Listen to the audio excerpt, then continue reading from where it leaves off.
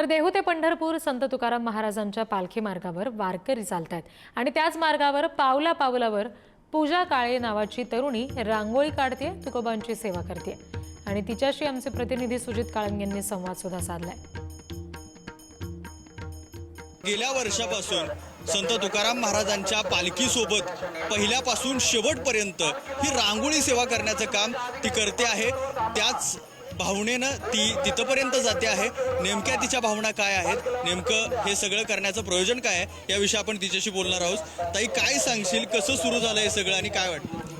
खरं तर हे वारी सुरू होण्यामागं एका ग्रुपचा खूप मोठा हात आहे, जो व्हॉट्सअप ग्रुप आहे बॉर्डरलेस पॅन्थर्स। त्यांनी मागच्या वर्षी मी फक्त माझी संकल्पना बोलून दाखवली की मला वारीमध्ये रांगोळ्या काढायच्यात, तर त्यांनी मला निधी उपलब्ध करून दिला आणि मागच्या वर्षीपासून माझी वारी सुरू झाली। यावर्षी मला देऊ संस्थांनी रांगोळी दिलेली आहे आणि मी पंढरीच्या वाटेवर मला रांगोळीची सेवा मी करत चाललेली आहे, निःशुल्क निस्वार्थपणे।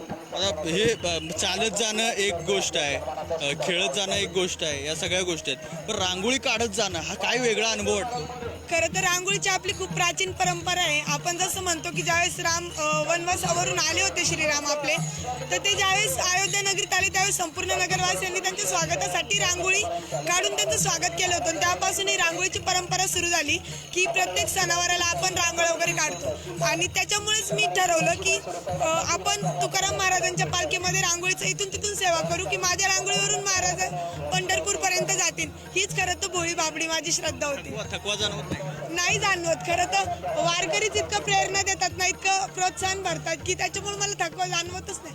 उलट ते रांगोळी बघत बघत येतात तर त्यांना खूप आनंद वाटतो आणि त्यांचा आनंद बघून मला आनंद वाटतो। या सगळ्यामध्ये रांगोळी काढताय, काय नेमकं भेटतं सरते शेवटी, काय वाटतं जाताना?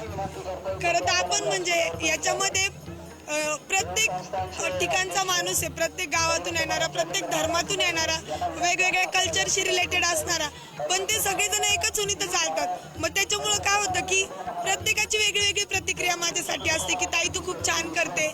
मला आतून इतकं समाधान मिळतं ना की ते समाधानच खूप आहे माझ्यासाठी। कॅमेरामॅन सुरेश सावंतसह सुजित काळंगे, पुढारी न्यूज, इंदापूर।